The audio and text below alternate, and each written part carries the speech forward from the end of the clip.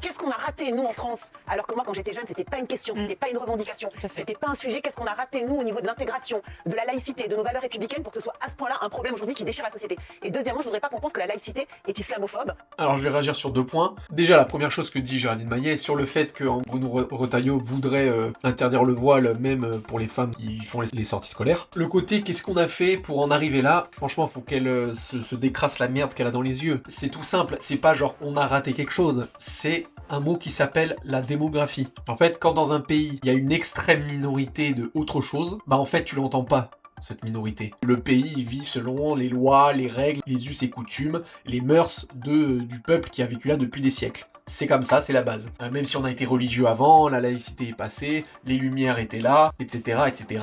On est arrivé à une époque du XXe siècle où tout se passait bien, la religion était de côté, et voilà. Il y avait la laïcité qui était devant, il y avait des faits religieux qui étaient sporadiques, mais c'est normal parce qu'on a une culture religieuse. Mais voilà, on était à fond dans la laïcité parce que c'est ce qu'on voulait, le peuple voulait. Maintenant, depuis, allez, je pense que ça a commencé à la fin des années 70, mais en tout cas bien des années 80, surtout 90, et ça ne fait qu'enchaîner maintenant, et ben donc voilà, ce qu'elle ne sait pas, c'est qu'il y a une explosion de l'immigration, tout simplement. Et c'est pas de l'immigration européenne comme il y a pu en avoir dans le passé. Là, c'est de l'immigration africaine. Comme il s'agit d'une civilisation complètement différente de la nôtre, qui en plus de ça, en partie, a une autre religion, parce qu'il y a aussi une immigration chrétienne dans les pays africains, mais là, en l'occurrence, il y a beaucoup d'immigration musulmane, et ben c'est normal qu'en fait, en termes de démographie, vu qu'il y a beaucoup plus de gens qu'avant dans le pays, qu'il y ait de plus en plus de problèmes dans la vie publique, politique, de ces choses-là. Donc en fait, c'est pas dire qu'est-ce qu'on a fait pour que la laïcité se casse la gueule ou que machin, c'est juste normal. Quand des gens n'acceptent, ou en tout cas ne sont pas là-dedans, n'apprécient pas ces lois-là, quand t'as une personne sur 1000,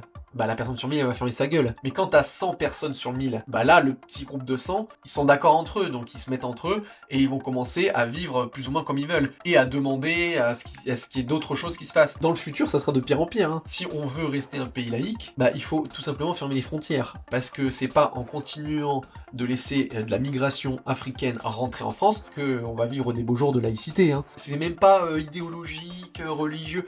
C'est démographique. La raison est là. Ces mères de famille qui portent le voile et qui assurent toujours extrêmement efficacement les sorties, et souvent ce sont les seuls qui assurent les sorties, je pense qu'on ne peut pas les ostraciser, on ne peut pas les mettre de côté.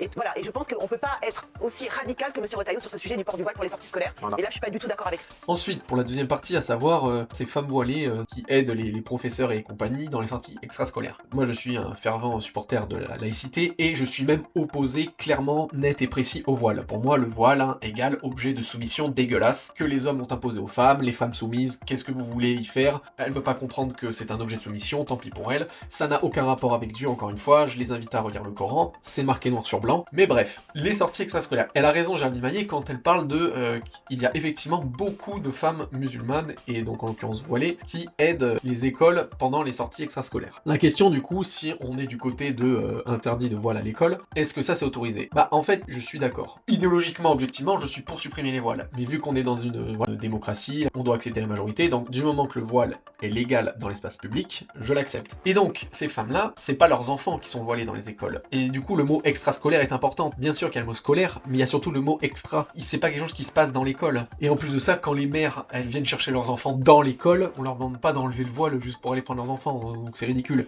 Quand on dit qu'on veut pas de voile ou de signes religieux dans les écoles, on parle des enfants et des professeurs qui sont dedans, pas des agents extérieurs, en l'occurrence les parents qui vont rentrer dedans. Donc là, ces femmes-là, qui sont là en plus à l'extérieur de l'école, sur la voie publique, étant donné que le voile est autorisé, bah je suis désolé, c'est complètement con comme Bruno Retailleau de dire il faudrait leur enlever le voile là, pour ces cas-là aussi. Là, pourtant je suis opposé au voile, mais je reste logique. S'il est autorisé sur la voie publique, ces femmes-là, elles doivent encore être autorisées à le garder, même si elles sont en sortie extrascolaire.